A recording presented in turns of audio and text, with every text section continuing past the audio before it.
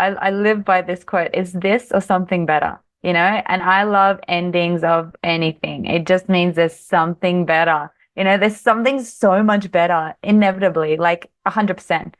Do not ever worry that you will never find someone better. You will.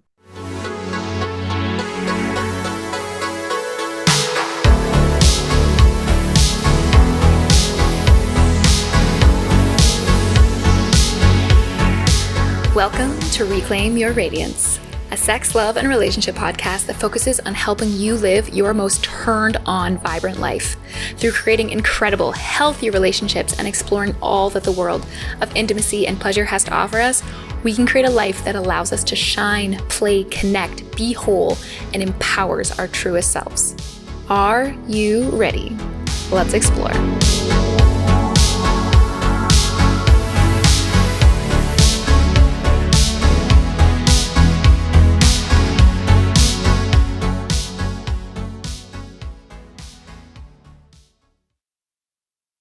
Hello and welcome to this very special episode on magic.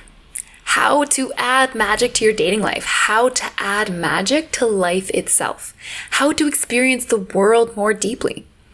It really is all about magic made real. Dating in the transpersonal might feel like something really far away from where you are, but it's not as far as you think it might be. Because what I've come to learn through doing this episode is that what this truly means is that you do the work. You become the person who will attract that spicy or calm or beautiful or whatever quality you're looking for, relationship of your dreams. And you make that list, that classic list of who you want that person to be, what qualities would be ideal for you. And then you throw it out. And you let something bigger than yourself make the call. Anything that isn't your mind, you let your heart, your pussy, your intuition, the universe, your soul, whatever it is that guides you, make that call. And then follow that call. Now, if you're sitting there with some skepticism, I ask you this: how is your dating life going right now? How is your relationship going right now? I invite you to open yourself up to new possibilities and give this a listen. Because what we ended up talking about, the advice around dating and finding your purpose, your passion, your path, was incredible. If I do say so myself. Are you ready to be taken on this wild ride? All right, so joining us today is Dasha. She is a vision doula, someone who helps you birth your craziest and wildest dreams into reality. She is 30 years old, and she lives her purpose. She adores her life. She jumps out of bed with excitement every single morning and doesn't even need coffee. She's traveled over 55 countries and enjoys the freedom to do whatever she wants whenever she wants. And she has cultivated and manifested her dream life, her dream business, her dream loverships, and she dives deeper into loving herself. And as she does so, life gets easier. She lives in more alignment and naturally embodies her full power and goes for her craziest, wildest dreams in the most enjoyable and pleasurable ways. I mean, that just sounds incredible, doesn't it? And after completing a double major in psychology at university, she embarked on a mysticism journey into shamanism and tantra. And since then, she's become a certified tantric approach, sex, love, and relationship coach through the same program as me, women's work facilitator, yoga teacher, biodynamic trauma release, breathwork facilitator, somatic embodiment, dance facilitator, a universal Tao instructor specializing in yoni eggs, and she's worked with Betty Martin, the creator of The Wheel of Consent, and studied magic and alchemy with William Whitecloud. So just the most crazy resume. Her deepest desire is to help people see that miracles and magic are real and that everyone can live an extraordinary life. So I hope you can see why this is so perfectly aligned, and I'm so excited to have her talk on this episode with us today. She shares such incredible insights around her dating life and how she really came to this different way of dating and relating to one another. How all the different steps along the way that she took to getting where she is right now, and why she's going on this journey herself, why she's letting her pussy make the call and follow what the desires are from her pussy instead of from her mind, and what really it's done to her life. She also has an incredible sense of what it means to connect to your intuition and different very tangible solutions to connecting to your intuition that let you really get further along this journey. I really love that this episode just takes something that feels kind of magical and mystical and brings it down into a grounded reality that we can all tap into. So, without further ado, let's get into this episode. Hey Dasha, how's it going? Hi, it's so good. I'm excited to be here. Yeah, so excited to have you. All right, so let's just dive in. Tell us about yourself. Tell us about your personal dating history and how you came to this like transpersonal space. Yeah. So my name is Dasha, as you have just said. And I work in the realms of magic and making the impossible possible. And I call myself a vision doula. So I help people with the birthing of their vision, mission, purpose, miracles, all the things, with the use of scientifically proven methods, yeah, and magic. So I have a background in psychology, which is all scientific and all interesting, but not as magical as magic and the transpersonal and shamanic realms. So how I came to transpersonal dating, it was a big journey of painful. It was very painful dating, very painful experience. And now I'm really excited to be talking to you and your listeners about transpersonal dating because it is like magic. It's like magical dating. It's magic. It's like I never knew dating could be magic. Like I always suffered when I was single. I never wanted to be single. I also had like I could never find people that were a match to what I wanted. I felt like there was never any good men out there, and it was just like I didn't have much trust. And I didn't think dating could be fun. Everyone's like, just enjoy your single time. And it's like, I don't want to be single. It's not fun. Like, I do not find this fun. I would get really attached. I would fall easily in love. And I would just have my heart broken all the time and feel totally unmet, unsatisfied. And now I'm in this realm of transpersonal dating. And I'm like, oh my God, like you can have magic. And this is a thing that I'm all about is bringing magic into every area of your life. But like anything, you're like, yeah, every area but this, it works everywhere but here. But no, actually it can work everywhere. So should I describe a little bit about what transpersonal dating is? Should I go straight Absolutely, into yeah. Yeah, so let's define transpersonal in case people do not know what that is. I know I definitely didn't when I was dating and feeling miserable. And even when I knew what it was, I was still having a bad time dating. So transpersonal means denoting or relating to states or areas of consciousness beyond the limits of personal identity. Yeah. So transpersonal, it's like beyond the personal.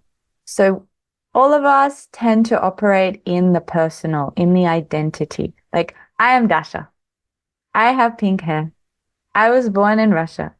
I'm funny, like I like chocolate. Like that is very personal, and I find when I first started dating, like what I was looking for was like someone who was tall and had blue eyes, Yeah. and was fit and sexy. That was like that was that.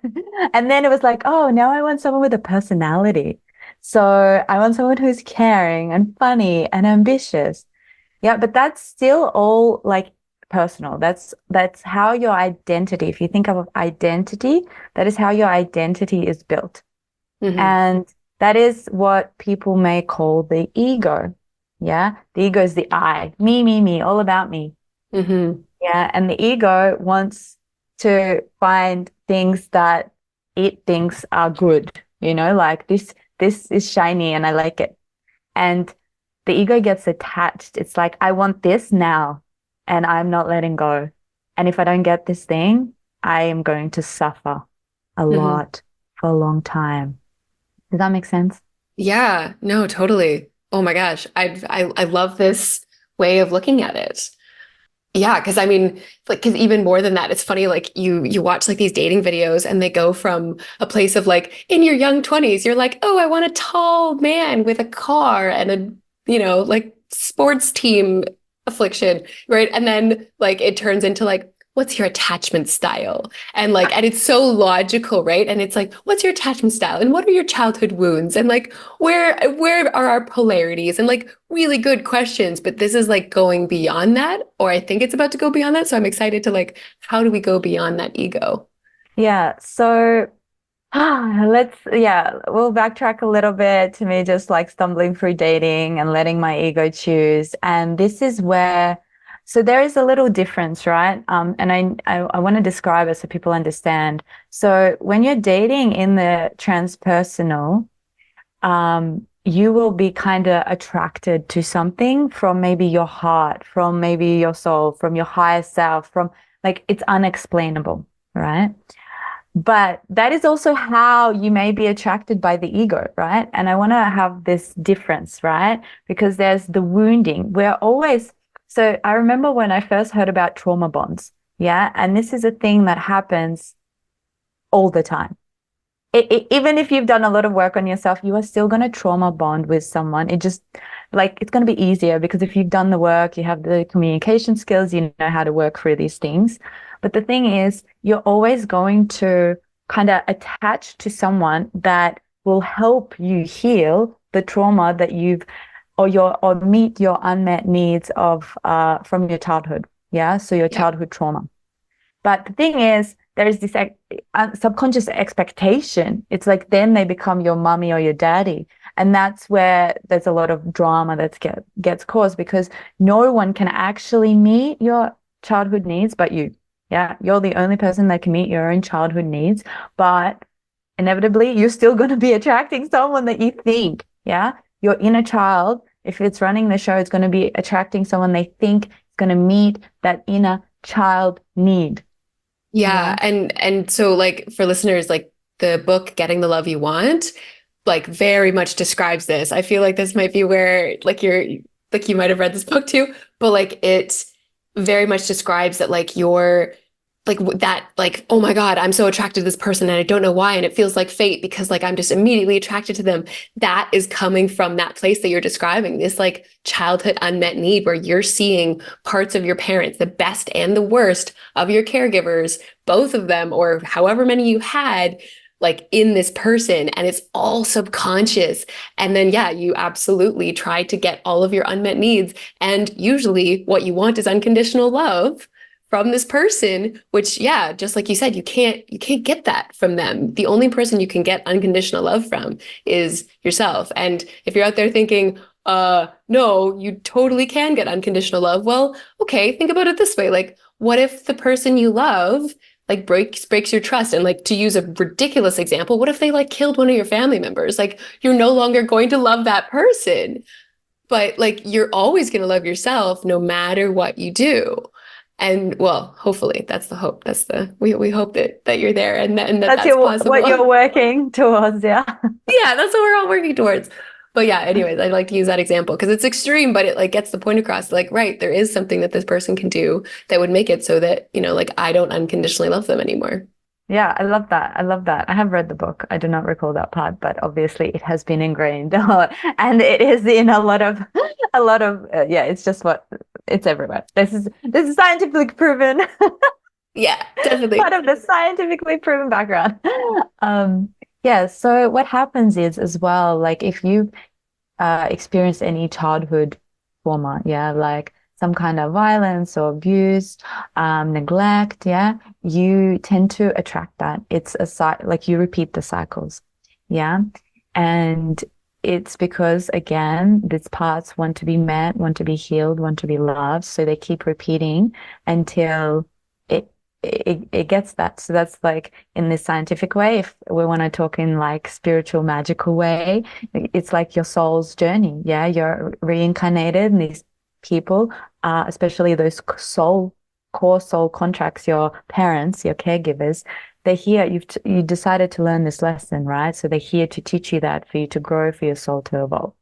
Yeah.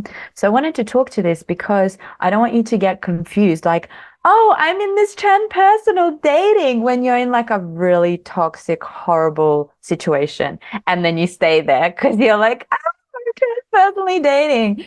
Because there's a fine Yeah. line. And when you and I caught up and we started talking about this, I was like, oh my God, okay, how am I gonna like separate the two so then I don't tell people things and then they end up in these like horrible abusive relationships and they stay because they're transpersonally dating. Yeah. So I want to speak to that, yeah. So you can kind of look at your life and your dating and not put yourself in danger. Yeah, like that's super important. Really important. Because once I start on my transpersonal, it gets a little bit fluffy, it gets a little bit airy fairy, yeah. But I just want to like really ground this part because it's really important. And if you're listening and you do find yourself repeating toxic patterns or you're in a toxic relationship, then it's time to do that inner work and find out like what does your inner child need and heal that trauma. So then you break the patterns. Yeah. So, and once you've done the work, this is where this begins, right? So I had a lot of daddy issues, like massive abandonment issues. I was a commitment phobe. One of my patterns was to like someone until they liked me, to choose really kind of toxic men that would just treat me bad or cheat on me or lie to me. And then I could just be in this vicious cycle of a victim, and find evidence that men are all assholes. Yeah, there's no good men out there, and then be righteous about it and keep attracting that. And I want to talk a little bit about that, your beliefs creating your reality in dating, just a little thing, because the way our brain works, there is this thing that is scientifically proven called the confirmation, scientific theory, confirmation bias. So how our brain looks for evidence to support our beliefs. Yeah, even Zoom agrees. Um, this is a proven fact. Sorry, our Zoom, we're on Zoom and there's this little like thumbs up button that just appeared. Has anybody ever seen that? That's ridiculous. It's like a little like thought bubble. Anyways, continue. Yeah, and so backtrack to where I was talking about beliefs creating your reality. So it will find this confirmation bias. So if you're like, all men are assholes, or there's no good men out there, or there's no good women out there, or there's like no one, like I'm forever going to be single, that is the reality that you are stepping into. That is the evidence you're going to receive. Because even if the kindest, nicest, most loving person steps into your life, you will be looking at them through the lens of I don't trust you, there's something wrong with you. And they'll make tiny little one mistake and you'll be like, there, gotcha. Yeah. Like you're going to be hyper focused on that negativity and you're not going to be able to receive the magic and the positivity. So a really good example of this is like if somebody believes that they're lucky.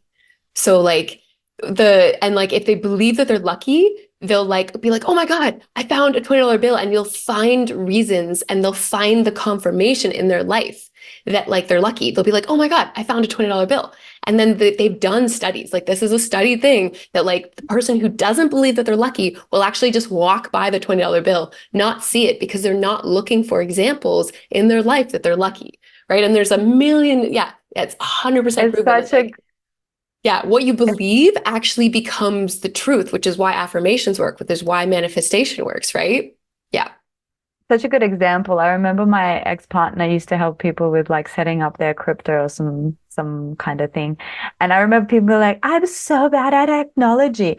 And because they believed that, they literally could not see the button that was literally right in front. Like I was like, wow, it really showed me this like belief. Like when we're like, oh, I'm so bad at this, it's like you create that reality for yourself. Like it's like, and I love your example, like people literally, you just don't see it. Like this most incredible human is there in your life, ready to date you, but you don't see them, right? Okay. So there's so many other things I can talk about. It's so good, but we're gonna So stick to good. transpersonal. But yeah, I guess I could talk a little bit about frequency and what you attract, yeah, because that Yeah, kind of goes into the transpersonal because that's definitely. Mhm. Oh, and I just also wanted to say that like something that came up before when you were talking about like, okay, so like heal yourself before going into this world. There's also, I want to name that like you don't have to heal yourself by yourself, right? That you can go into these relationships first that are that match that allows you to work on yourself and them working on them, right? Like I feel like not all of us can jump there and like it's not like, okay, be single until you can find a transpersonal match. And that's actually not necessarily what's going to work for everybody, but this is one way of doing it. And that, yeah, that like that again, in like the book, Getting the Love You Want, that you can find that like imago match, that person who really like represents the best and worst of your parents and it helps you heal those childhood wounds. And like you can do it with someone else. And that yeah, you don't have to do it alone. I just want to name that. Yeah, yeah. Thanks for speaking to it. And I meant like really like intense trauma, like where you attract really toxic relationships. That's because you're never going to be perfect, You're never going to get healed enough to, you just have to get out there.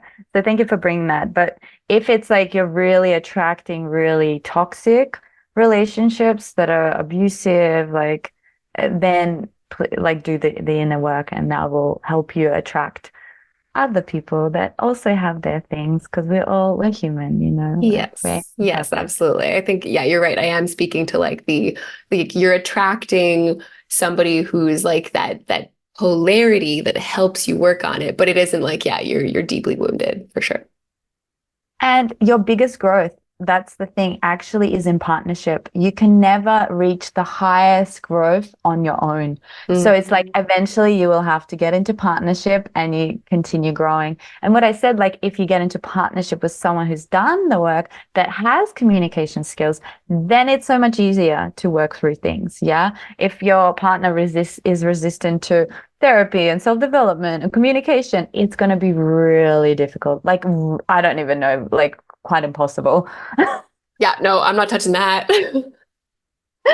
Oh, we are so privileged, aren't we? We are. We really are. We really are. But at the same time, right? Like when you decide that you're not going to accept something, you're not going to get it, right? Like I love the statement of like you get your musts, you don't get your shoulds, and you don't get your wants, right? Like, oh, I want this. But it's like, okay, you want someone who's going to therapy, for example. But if you say you must date someone who's going to therapy, that's what you're going to receive. That's what, like, right? Like you're literally going to filter out everything else. Like you're going to get the things that you absolutely will not stand for not getting.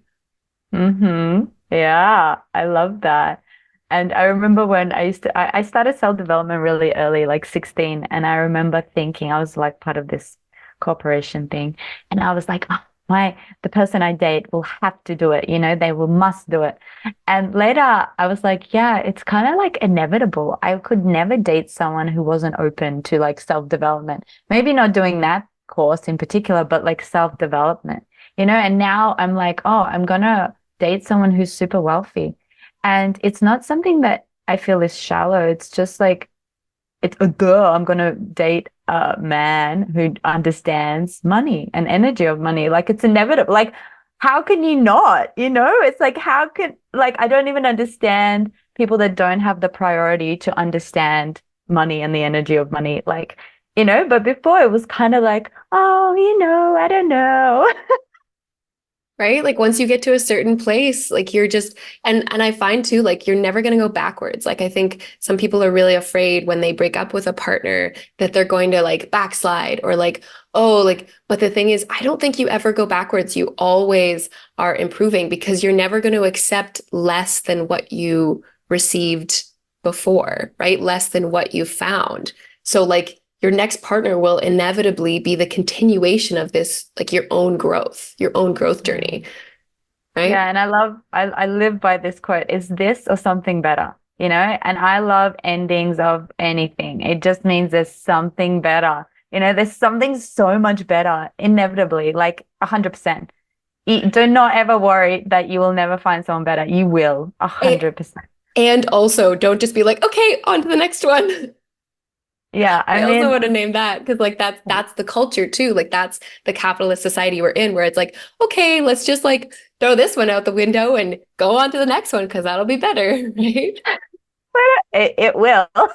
It will. But And but yeah, but then it's like we're also talking about like what do you really want? Do you want long-term partnership or do you want something better every single month? Because yeah, you can probably find that, but like what do you want? What are your priorities, right?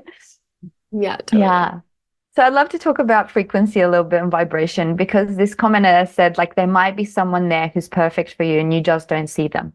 Well, actually, that probably will not happen because you will be attracting your match, right? So your worth is probably like not there. So you're just unable to see them. So you're like just not going to see them.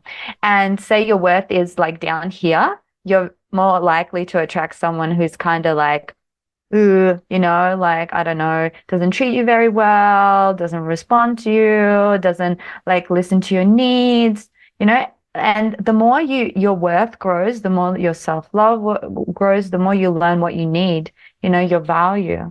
Yeah, it's like it's very important. It's like what we're talking about our dating privilege because we've learned a lot and we're like, oh wow, like why would we settle for less?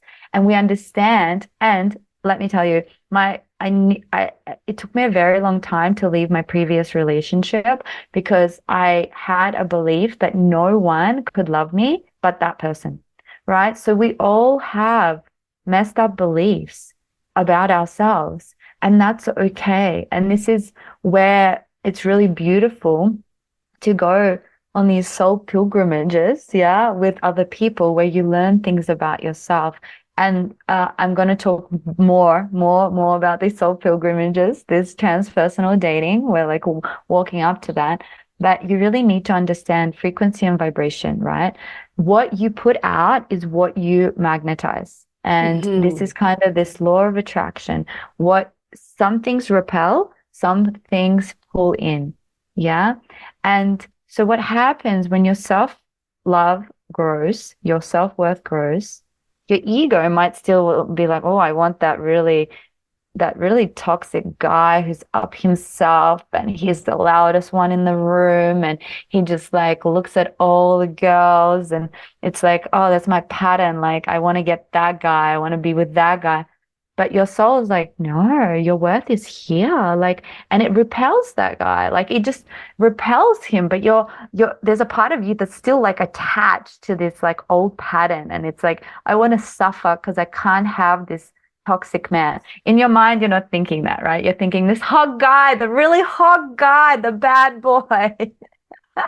This also Yeah. makes me think of like you're saying like to like bring your frequency up and then you'll attract like the same frequency, right? Is basically what you're saying. And another, like, I think I was having this conversation the other day of like, if you want to attract a king, right? Like we're all about these archetypes nowadays of like, okay, I want to attract this king and then I'll become a queen. And it's like, no, no, no, no, no. It's the other way around. You become a queen and then you attract a king, right? Because you're going to attract what you are. Yeah, because like a king wants a queen. They don't want a princess. A real king does not want a princess. They want a fucking queen. Yeah. And this is where that thing happens, right? Because as you're becoming this queen, you might still be a little bit attached to going for the princess, for all the jokers, because that's what you've been used to. Because they're so entertaining as a princess to have this joker making your life really fun. And like the adrenaline rush of the pull and push and pull and like the pain and the addiction that we have to suffering. So like as you're kind of readjusting and it takes time, yeah, it takes time to kind of readjust and settle into this new energy of seeing like, oh shit, actually this is what I want. I don't actually want that anymore. This is like an old pattern that is hard to let go because there are neural pathways that are wired that are addicted to suffering. Yeah, so it's this thing. So you have this frequency, you're attracting, you're repelling, your frequency of vibration grows, you attract better things, repel things and you notice, in this dating journey that I noticed, like I would put up with things more than I do now. Now it's like, oh, you're trying to like fuck with me, like I don't even have time. I'm not even gonna respond, you know? Whereas before I'd get sucked in, I'd go on this emotional roller coaster, and I'm like, wow, this thing actually works. You know, as your self-worth, your self-love grows, your like capacity grows, and your tolerance is like, oh, I don't tolerate that. And that doesn't even enter the field. Yeah, if we're gonna bring some magic into this for listeners who are into magic, um, the thing is like the universe, she'll test you. She will test you. She'll be like, hey, do you really want this king? Well, let me dangle this joker and see if you're gonna go for the joker. And your job is to pass the test. But you might get sucked into the joker and then you'll have to learn the lesson again. If you pass the test and you're like, oh, I don't want this joker, I'm only available for kings, then the universe may put a king in front of you. And then you'll have the next test of being able to hold the king, because the king is going to bring up all the things because he's a man. And if you've been playing with jokers, buckle up. Oh my gosh, I love this so much. Buckle up, everyone. Your king's going to take you for a ride. Oh, yeah. Yeah. Good ride, bad ride, all the rides. Yeah. It's worth it. Mm-hmm. Oh, hey, editing Kris here. I just wanted to drop in and tell you about an amazing opportunity. Are you feeling like everything is pretty good in life, but there is something keeping you from getting what you really truly desire? Maybe you feel like there's something more to intimacy and you're not quite having the sex you want to be having. Or you keep going around and round on the same dating or relationship patterns that aren't serving you. A lot of traditional therapies focus on the mind, on what happened in the past. But a lot of us don't actually need to continually look back. We need to look forward to really start getting into the depths of what is getting in our way. And there is a really quick way to do that by working somatically and communicating with your inner world, your very intelligent body that has been programmed to repeat the same unconscious patterns over and over and over again. So using somatic, tantric, Taoist, inner family systems work, modern neuroscience, attachment theory, parts work, and more, we can integrate and heal those patterns together. We can create new patterns really quickly by going through the body and not through the mind. Somatic coaching can offer true, deep, lasting transformation. What we are doing is integrating old stories that no longer serve us and then aligning our bodies and our minds' unconscious behaviors with what we desire most. We are associating what we desire most with pleasure itself and allowing our bodies and our minds to get a sense that this is possible and this is not some far-fetched dream, but it is truly within our grasp to achieve. This stops us from getting in our own way and allows us to bring our dreams to life. If this is sparking your interest, let's have a conversation. I am taking on new clients, so send me an email or connect with me through my website to book a free discovery call. And if you're like, nah, that's not for me right now, but maybe in the future, or you want to do group programs, workshops, or crazy immersive retreats instead, sign up for the WhatsApp group or our email list to be the first to hear about all those amazing offers as they're launched. All right. Now, let's get back to this conversation because Asu do declare and dedicate that the next 45 minutes of your listening pleasure is dedicated to your pleasure and the infinite possibilities that it holds. Enjoy. Yeah, so that's a little bit about this energy, so you understand. So now I want to dive deeper into the transpersonal. Do you have any questions before? No, I think that makes so much sense. I love all of the places that we've gone to really like ground the conversation and like talk about what this is, what this isn't, like a little, yeah. Definitely think that I'm ready for some stories about transpersonal. I'm like, this is still so new to me too. And like, you came to me with this topic and you're like, I want to talk about dating in the transpersonal. I'm like, cool, what is that? And so I'm like, so here for this. And like, I'm ready to learn.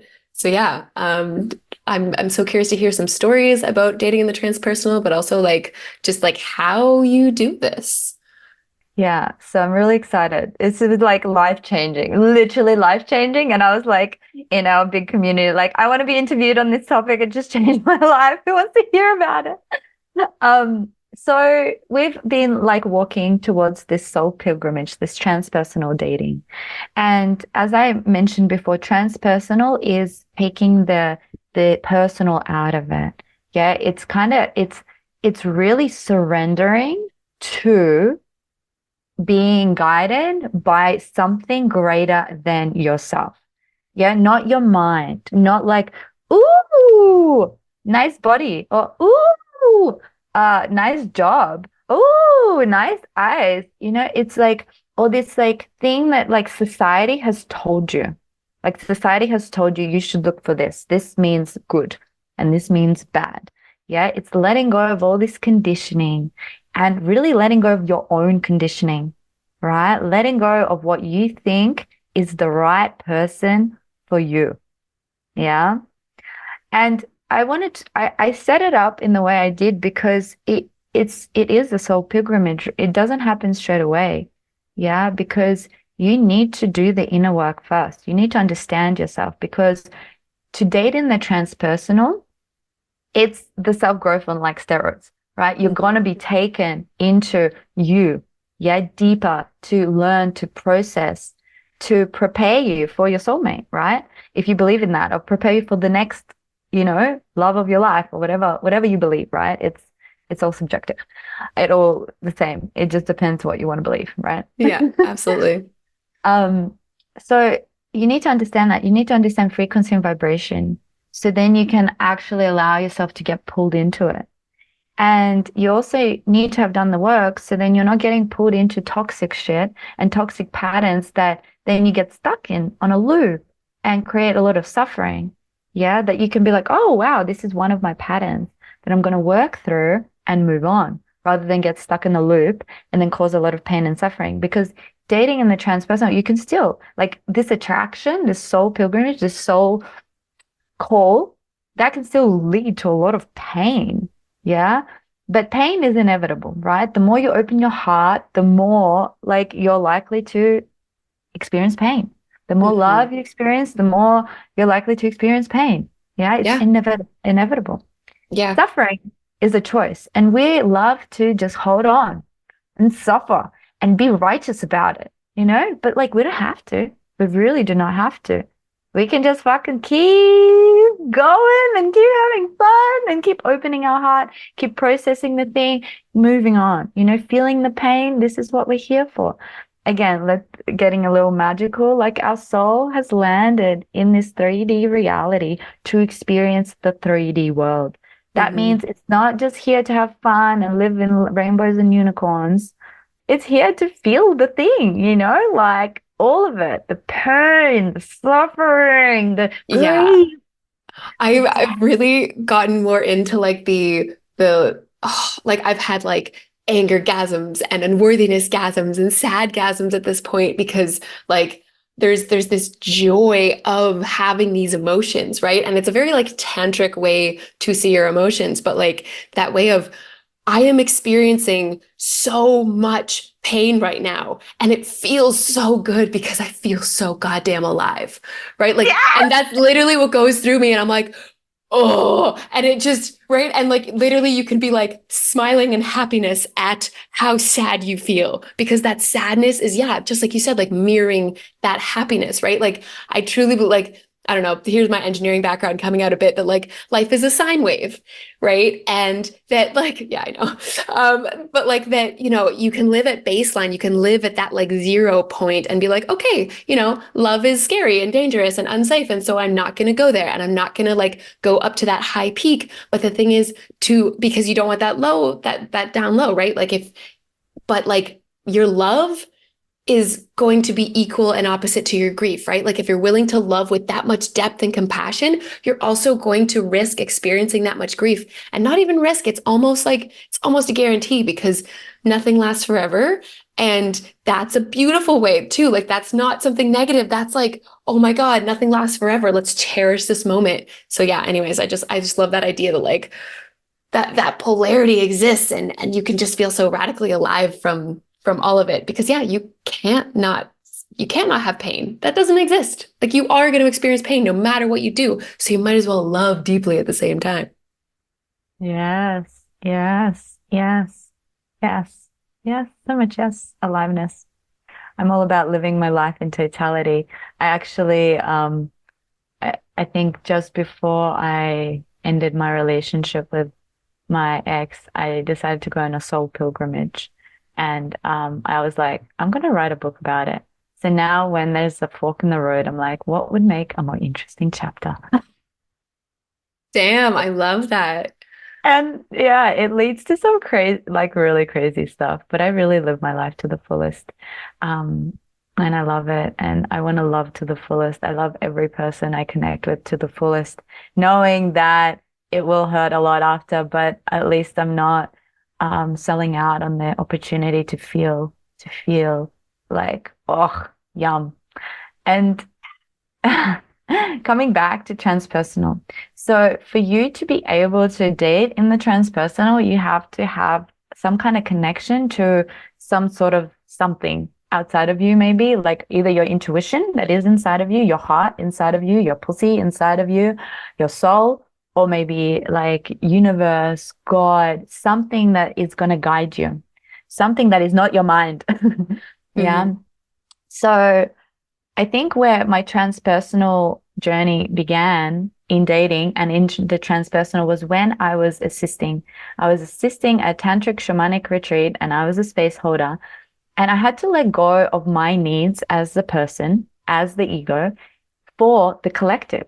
So who I, as Dasha, wanted to talk to was irrelevant because I was holding space and I chose to be a pillar of wholeness and I think like belonging and acceptance, that I wanted every single person to feel like they belong. So someone that I might not ever talk to, someone that might have like I've been judged, yeah, as like disgusting or gross or something like that, right? We all have weird judgments. I'm giving extremes, but we all have judgments, some weird. I don't want to talk to that. I'm going to talk to this shiny, pretty person instead. Yep. Hmm. Safe person. That person looks dangerous. And I had to put that aside. And I was like, I'm just gonna be open to whoever comes into my field to be the embodiment of love. Yeah. So they feel that. And I experienced transpersonal for the first time where I was just in service. Yeah. I was just there, holding space in service, making sure everyone felt included and loved. And then there I was like, oh, interesting. This is cool. I get to experience this field. So then I ended up dating in the transpersonal. I let go of this whole thing and I just allowed my soul, my heart, something to guide me. And sometimes you don't know it's happening till like with my first experience, I didn't know it was going to lead to anything but the experience that I was intuitively guided to. And that experience was us playing with the archetypes of the dark masculine. Yeah. So I don't know if I need to explain this. I would say yes. Yeah. Let's just have a quick moment to explain the archetype of the dark masculine. I feel like we hear a lot about the dark feminine, actually these days, but yeah, even just a couple words on like what that really means. Yeah, so the archetypes is like a symbolism, yeah. So there's different archetypes in the world. There's like Mother Mary, there's like the witch, the wild woman, the Hmm. priest, the joker, Hmm. the king. They're all archetypes. So on like a polarity, yeah, masculine, feminine, with all energies, there's also the polarity of the light and the dark. Yeah. So for example, Mother Mary would be light, feminine, and maybe Kali would be the dark, yeah. Yeah. And then with the masculine light would be ah, who would I give as a good archetype? It's kind of like this for me. I'm getting like tarot, but it could be like the king that's just so deeply present and just so attentive and just listens. And then the dark is like the warrior. Yeah, the dark Mm. is scary. It's penetrative and the dark takes what what he wants. And I remember I sat in front of this pillow, in front of this man that I had no attraction to. But I felt something in his eyes. There's something in his eyes that were like very powerful. And in this practice, I had to be a pilgrim, a pilgrim that came for the transmission from this dark masculine. And wow, this moment shook me to the core. In this retreat, I really wanted to heal my relationship with men and not be scared of men anymore and not hate them. Subconsciously, I had these weird patterns around that. And I wanted to break them. I was like, I'm ready for my king. I need to be able to love men. Like, how can I attract a king? No king would be with a woman that hates men, It's true. Just FYI, side note to anyone. Yeah, Side note you to can't anyone. deeply hate the person you're trying to attract. That doesn't work. Yeah, to any woman that's like, I want a man with bigger balls than me. It's like, okay, good luck. Why do you have balls? It's like, let go of your balls and then stop being in competition and you will attract a man. Anyway, side note. Side note. Yeah, so it shook me to the core because he gave me a transmission of the dark masculine that showed me that when a man can hold the pillar, I can be I can just surrender and feel totally safe and not be afraid at all from his power, from anything. And all he wanted to do was penetrate me with love. And it's like, whoa, like it was just such a mind-blowing moment. And that was that. Then I wanted to play with him in these archetypes just for fun, like, and one thing led to another, it led to him wanting to like worship me. Yeah. And I was like, okay. And then like it led to us just like really beautiful, beautiful experiences. And sexual, sensual. And for me, I was not attracted to him. Like I was not attracted to him. Like I didn't find him that sexy. Like the more we connected, the more I was like, oh wow, I think he's actually like a good looking man. But I never saw that. And I Mhm. remember like showing people pictures of him and everyone's like, wow, he's so good looking. And I was like, he is? Like, I just like couldn't see it. Like, because I wasn't in the personal, like this is him. I was in the transpersonal. I was just in this realm of something greater than us, this like Mm. soul journey. And it led me, to him like wanting to treat me like a princess. And I flew over into Europe where he like just took care of everything, like everything, to the point where I was like in this mind fuck where I wanted to have his babies. But like I just didn't understand because I've just never felt so taken care of before, that I felt so safe, so provided for. And then it became personal, like I actually started to find him attractive. The baby thing, like that never, that was just like a thing because I just my body felt so safe, Mhm. just so safe, so nourished, so provided for. It just was like, yeah, I feel safe. I actually feel safe now. I never felt that in my previous partnership, like, because I was a mother there. But that is because I was like trying to be the man, like trying to do everything. Mhm. And in the masculine polarity, so then I attracted someone in the feminine polarity. And this is a journey. And then I want to share another crazy story in the transpersonal that I think is like, it shook me as well. Like something like this could be possible. And I just want the world to know Mhm. that all your wildest dreams can happen. And like, you like nothing is too much. Like you can want whatever you want, right? So I don't know. Sometimes I wish that I would just get pleasured and I don't have to do anything. Like sometimes I just want to receive, right? Yeah. And I was at this event and I got magnetized to this person again, totally transpersonal. Because if my Dasha was choosing, I would just not, no, I just wouldn't. I would judge, and judgment would like block my heart and my vision. And I'll be like, I wouldn't talk to this person even. But Mhm. something in the I'm in the transpersonal. I'm being guided by the universe. And I end up in this connection with this man. And then later I found out that he was really into kink, and I'm really into like shibari, and which is Japanese bondage.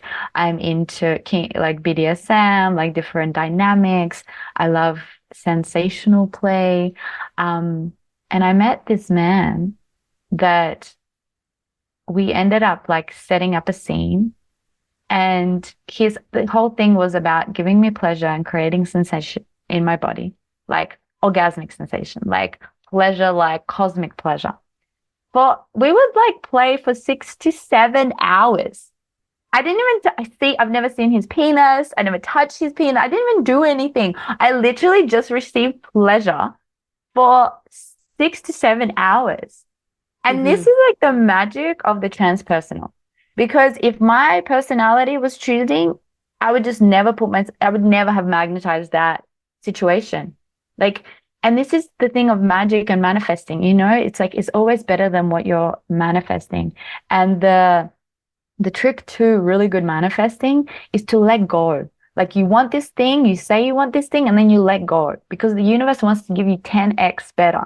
But when we're so attached, we actually block the opportunity and ability to receive more than we want.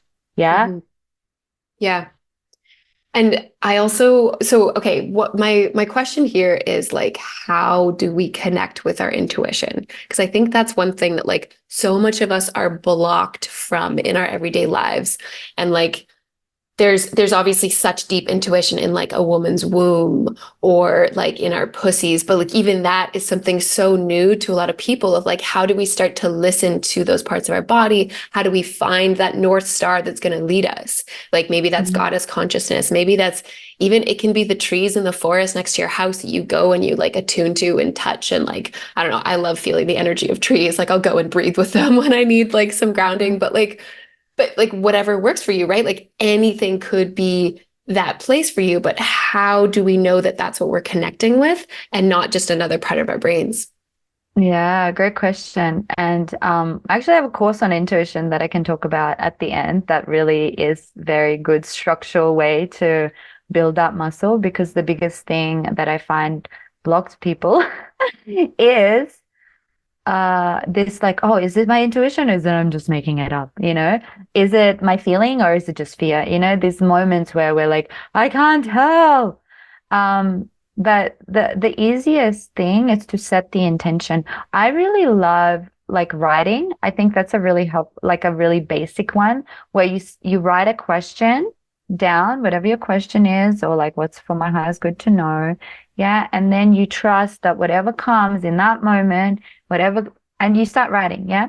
And sometimes you're like writing yourself, you're writing, but then at one moment, something takes over. And this happens all the time. It's something takes over and then you just, and the thing is, with the intuition, with collective consciousness, with imagination, it's super intertwined. So actually, when I was first learning how to connect with my intuition, one of the practices was called a game, and it's I think it's a improv game where you literally just make shit up. And you just make it up. You just say whatever and just make it up. And you just really build that muscle to like just channel. Yeah, it's the way Mm, to start channeling. Um, I really love a practice where you connect with the heart. You place a hand on your heart. Again, there's scientific research, like it's faster than our brain. So you ask a question, you put a hand in your heart, ask the question. First thing that comes is the heart, then the brain takes over. yeah. So that's a really good way to ask things. Yeah. Our body is a compass. Yeah. You feel in, do I feel good here? Yeah. No, good. Yes. How does it feel? I Hmm. love the pussy consciousness because every part of us is different wisdom. Our heart Yeah. is so different to our pussy. Our pussy is a spicy, like I'm living my life from my pussy right now, Fuck and it's a yeah. roller coaster and it's wild. It is crazy, but it's like easeful, it's simple, and it's full of pleasure. And that is Hmm. the wisdom. Yeah, and the same thing. You just breathe into the pussy, you ask the pussy. Sometimes if you have a really bad relationship with your pussy, she may not want to talk to you. So then you have to heal that. You want to like really heal that. And then she's like so about, because if you've never done parts work, your inner child's running your life. So if you give the keys to your pussy, your life looks very different. Yes. And I also want to say I've also just been instructed like a really simple way of, writing out the question with like your right, like I'm right-handed. So like writing out the question with like your dominant hand and then using your non-dominant hand to answer. Cause apparently that just like, yeah, I know it's like such but like it kind of works, right? And like, but being intentional about which part you're asking the questions to, right? Either it's your heart or your pussy or like, yeah, I know that because that idea of like, yeah, just talk to your pussy. Like some people might be like, oh my God, what? Like, what do you mean? But like, it's so real. Like, Regina Tomhauser, is Yeah, that how you say I her was last good. name? Yeah, like the book Pussy Mama Gina. Reclamation. Yeah. Mama Gina. She's fucking amazing. Go read that book immediately if you want to start your pussy Yeah, reclamation. And actually. like that is what she talks about is like putting your hand over your pussy and like just asking a question. And the first thing that comes to mind, like so fast you think it's like wrong, is The that great big intuition. pussy, The great the great pussy in big the pussy in the sky. sky. Yeah. Yeah. No. Yeah. Anyways, that's what And, it's and making me think of. and also like as soon as you're like, if you don't know what we're talking about, I was like, yes, read the book. And you might read the book and you might never talk to your pussy, and then eventually 10 years down the track you'll be ready. It takes time, right? So don't put pressure, and it's a journey. Like I read that book a long time and only now am I courageous enough to live from my pussy. And like your pussy could be so mad at you, right? Like mine was so angry. Like a lot of listeners, you probably know at this point, like I experienced painful sex for like 5 years. And that's what got me more into this space because I was like, I'm done with this. Like, and it took me so long to find the answers.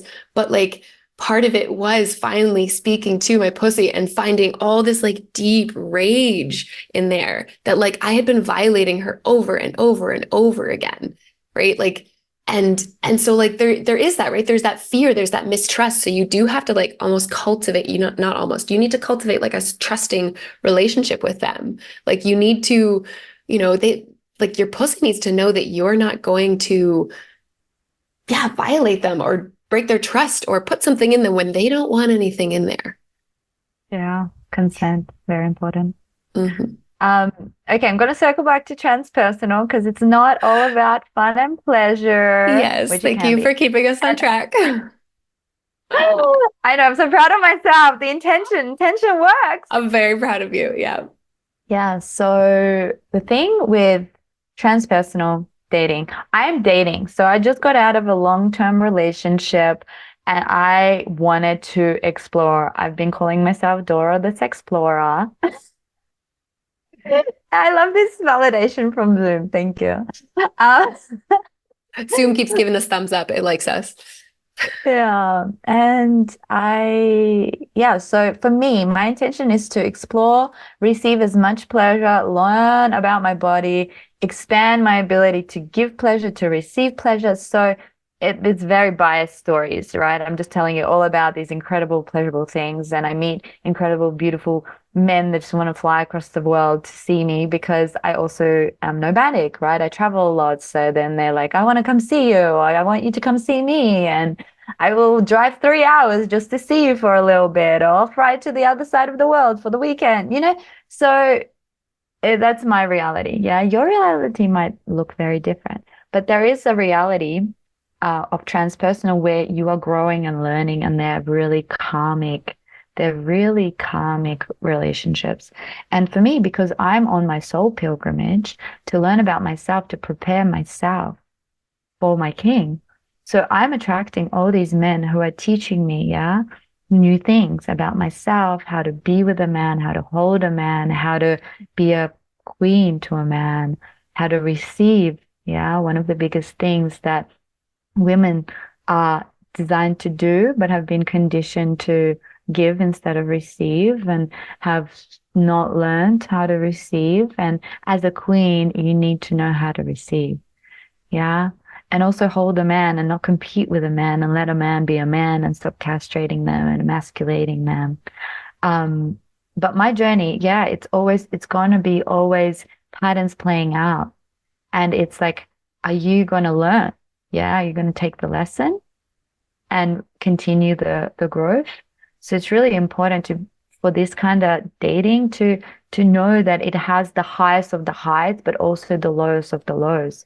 Like with the man that like brought me to Europe and treated me like an absolute queen where I was felt so safe, ended up totally breaking my heart and triggering my deepest wounds. But I was so grateful that that happened because I could break that pattern. I could have that healing because I had a pattern of being replaced from my dad.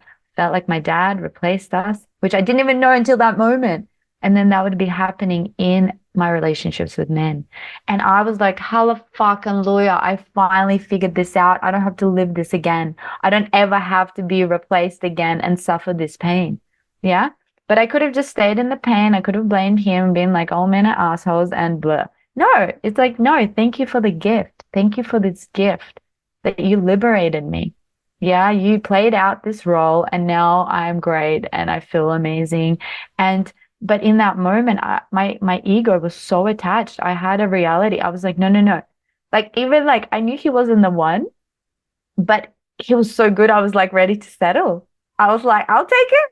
I'm done. I don't want to go on this whole pilgrimage. I'm ready. And the universe like, what, bitch? No. And it was painful because my ego really wanted to hold on, and I had to be like really releasing the grip, really releasing the grip. And what happens when we release the grip? We allow for the universe to actually give us something more, something better. Mm-hmm. Yeah. So this journey is about your soul evolution. Yeah, totally. What's coming up for me is that that like that scary intuition that's in the back of your head where it's like ringing this bell and saying like, you know that this isn't right. And like, yeah, you're trying to hold on to this and you're trying to find all the reasons why you could stay here. But the fact is that you can't, because like if you want to continue developing and growing and becoming this like shiny human that you really are inside, like you kind of got to let this one go. And like, and there's that like fear that's so close to the intuition. Like one of my more, I'll call it woo-woo practices that people are like, oh, really?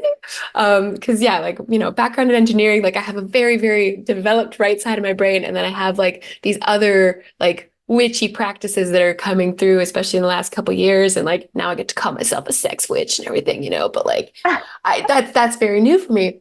And one of my newer practices is like there's these pendulums, right? So there's like a chain and there's a crystal attached to the chain. And some people believe that like they'll answer you, right? Like they'll have like a yes or a no, and you can like tune it to yourself to be like, okay, like let's say something really obvious, like my name is Kris, and it's like yes, and it's like okay, that's what a yes feels like, and it's like oh, I have red hair, and it's like oh, that's a no, right? Because it just and it's like you tune it to the yes and the no's, and then you ask it more serious questions. And I think one of a great example is the fact that like there's questions that I've never asked it because I'm afraid to know. Right? Because you're so afraid. You're like, yeah, my deepest intuition is going to tell me the answer. Because ultimately it's like this deeper deeper intuition that's answering for you, right? Like it's not this magical crystal. It's something else. It's something else just like completely unknowable that because every answer is something you deeply know, but it's showing you in like this whole other strange way. And yeah, there's definitely questions. It's like, yeah, of course I could ask this question. Like, nope, I haven't asked that question because I'm not ready to know the answer. Yeah. Totally. And like I meditated on my relationship. Should I stay? Should I go? And it kept getting go. And I was like, no, thank you. I'm not gonna listen. And I wasn't ready. And that was okay because and one of the best advice I ever got from one of my friends was don't leave earlier than you're ready. And it just gave me such freedom. It just gave me such freedom. It's like, fuck, yeah, like it's okay. And I know it can be a little bit selfish on the other person, but I think because I left when I was ready, we could consciously uncouple and preserve our relationship and still have a beautiful friendship and still love each other and still talk to each other. Um, because I was so grounded in love, and I was resourced where I think if I just ran away, it could have been really messy and could have been really ugly. I mean, we're really beautiful humans, so I don't know, but that's the thing. And I knew in my heart it wasn't fair on my ex, like, and that was one of the biggest reasons I had to go because I was like, someone else could love him more and would be the better match. But the little girl in me was not ready, was not ready, was not ready, was so terrified. I think So, that's totally okay though. Like I've had that happen before where it's like I had that intuitive hit. I dated a man for 2 years, and after 1 year, I had that intuition that said, no, this isn't right, and you're not going to stay here. But also, you're not ready to leave yet. And so I buried that. And so, but there's so many, like, it's an honest burying of like, I was not ready to leave. It wasn't time to leave yet. And when I was ready to leave, I left. And yeah, I love that because that's absolutely true. And I don't think there's any guilt in that because you're staying as long as it feels right to you. And that's all we ever do. And there's plenty of people who are like miserable for years in relationships. Like I hear stories about people being like, oh yeah, it was 7 years and the first three were happy and the last four were kind of miserable. And it's like, whoa. But also that, yeah, you left when you're ready. We can't do stuff yeah. before we're ready. Yeah. And I think the people that stay really long term, they hope for that something will change, and then it's been another year in their life. And it's really hard to leave when you've co-created a life together. It's a big change. It takes a lot of courage. And again, it's this thing is like, can I just settle? Can I just settle? But our life is not about that. Our life is about living to the fullest, experiencing the totality, but it takes a lot of courage, and that's a journey not for everyone, right? So everyone chooses their path. Yeah. Such a beautiful way to put that. Yeah. Oh my goodness. Okay. So is there any other like anything else that's coming to mind around dating and the transpersonal, around letting go of this judgment, around like, I feel like we really covered all of the topics and we just went so many beautiful places and thank you for always bringing us back to dating and the transpersonal. But yeah, as we're kind of like maybe getting to closer to the end here, is there anything else that's really calling to you to speak to? Yeah, I think just like manifesting magic, dating, every area of your life is like that. And what I feel called to share, really random, um, is about worry. We worry a lot. And I want to ask the listeners, how often do you worry about something that works out? Like honestly, just take a moment, like pause this and have a think, because what a waste of energy. Yeah. And in the end, you're so held and so supported by the universe. And I want to invite you to take on a belief or try it on that it's this or something better, and that the universe is working for you, not against you, that everything is divinely orchestrated for your highest good. And I think this is the foundation of transpersonal, like dating in the transpersonal is that you're in the soul realms. You're not in the ego. You're not in the personal. You're not choosing someone because they're going to look great in your wedding photos, right? Or like they look really good on like the pay, like, they're wealthy and blah, blah, blah. It's like you're actually allowing your soul to choose the journey for you, and you trust and you just let go, just like manifesting, like you allow the universe to provide for you something that you never thought was possible. And I'm like a huge advocate for writing down your partner list, your dating list, like what you want, like write it, be very specific, be super duper specific, like seriously, but then let it go and then be open and do the inner work and work on your frequency and work on your vibration and become the better, like become the partner that you would want to date. Like just work on Mm, yourself, like work on that frequency, and then it will magnetize those people. Because if you're in your best shape, you're like, your finances are good, your health is good, you just love life. Yeah, it's gonna happen. I work in the realms of magic and like frequency. And I was looking at this podcast. It was so controversial. It was like, what is the worst dating advice you ever had? It will, and the person said it will come to you when you're least expected. But honestly, I was like, what? That's really good advice. And like, okay, I wouldn't even say it's when you least expect it. It's when you let go of wanting it. Just like you're saying, is like when women are talking to me, especially women are talking to me about like, you know what? I've just sworn off all dating. I've sworn off all sex. Like I'm just working on myself, but like in a way that like doesn't feel performative and in a way that doesn't feel like they're expecting to something to come of it. They're actually done, right? Like you can feel it when they're actually fully done with the bullshit and they're like, nope. And I'm not settling for anything less than this. And I'm not ready yet. And I'm just putting it all on the side and I'm working like, and that is, I'm like, ooh, that's so juicy because I can feel that that's when they're going to get that like next beautiful thing to come their way because they're fully accepting that they are not taking any more bullshit.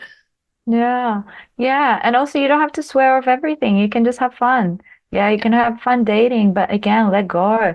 It's energy. Like, I really work in the realms of energy. And when you're coming into something with desperation, and it's like hooky, needy energy, it's so obvious. Even if the person doesn't know, they feel something. And you really want to be in love with yourself, having the best time. And it will happen. It will 100% happen.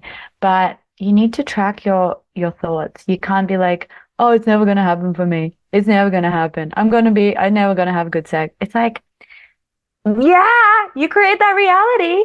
Go Yeah. and learn how to fuck yourself, and have the best time. And you'll be fine.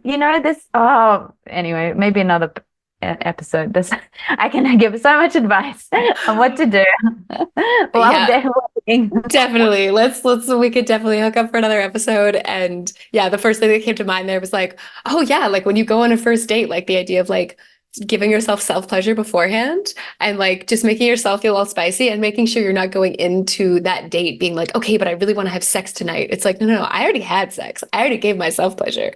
All right, let's go into this being so full in my own cup that like I'm not asking for anything. I'm not seeking anything. I'm just curious. Yeah.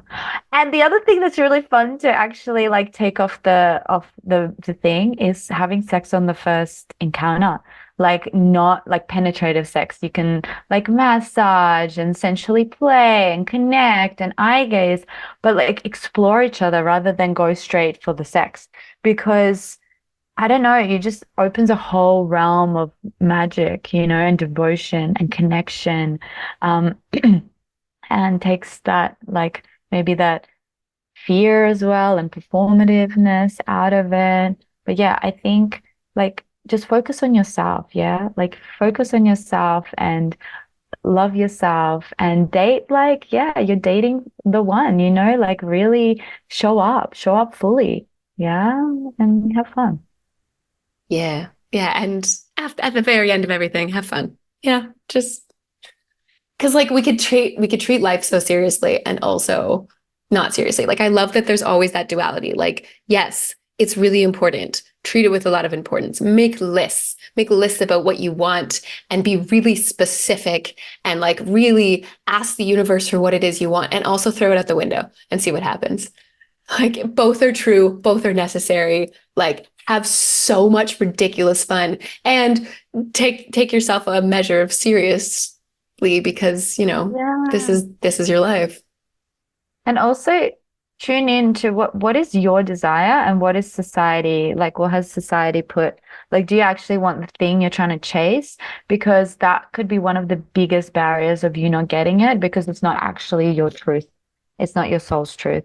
And that's why nothing's working out. So I think that's one of the most important things is to actually sit with yourself and what do I really want? Not what my parents want for me, not what society, not what my friends, not what the environment is doing around me, but what is my truth? And can I honor my truth? Yes. Oh my gosh. That is, yes. I have a feeling we could keep going and we would just keep dropping these truth bombs and just being like, yes, yes, yes. And yeah, I think we do need to wrap it up. So yeah, this has been so lovely and such a magic conversation. Yeah, it's been pure magic. Yay. And thank you for bringing all of your beautiful magic to this.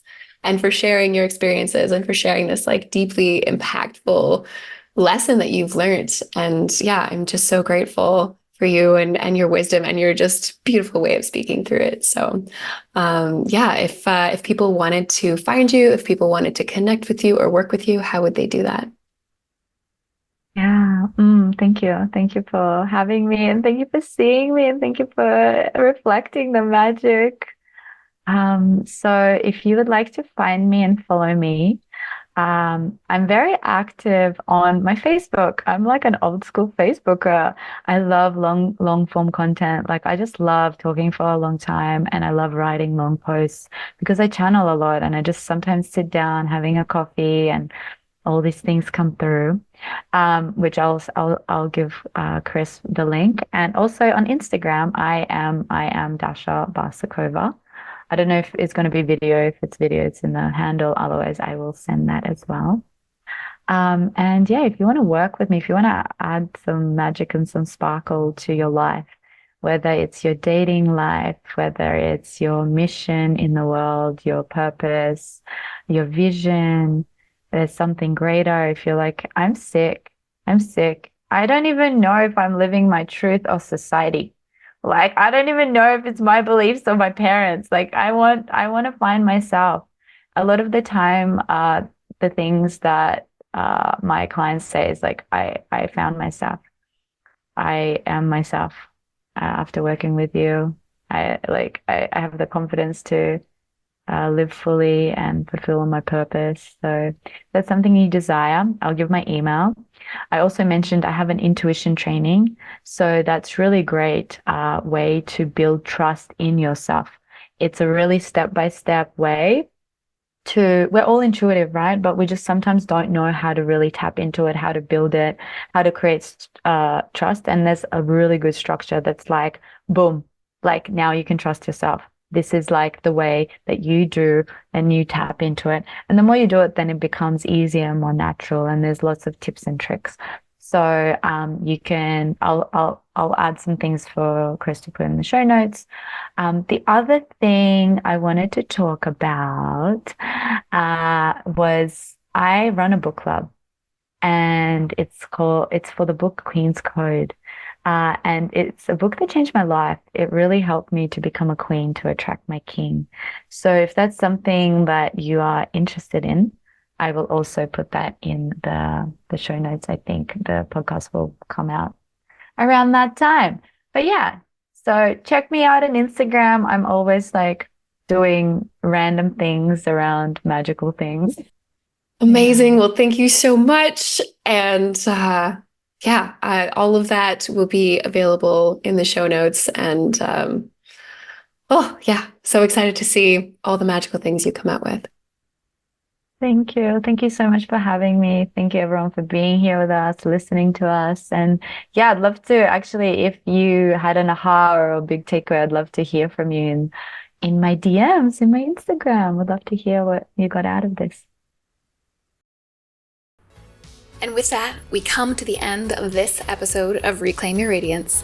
Thank you so much for listening in. If you enjoyed this episode and came away with some valuable insights, the absolute best way you can show your support is by sharing this episode with a friend or on social media. Talking about the episode is absolutely invaluable. Sign up for our mailing list or our private WhatsApp channel to receive bonus content and notifications for online and in-person workshops, retreats, courses, and special one-on-one coaching offers. All of which are in service of helping you live your most radiant and turned on life. To connect, head on over to the show notes to find our email, Instagram, TikTok, and more. We hope to hear from you soon. Until next time, stay radiant.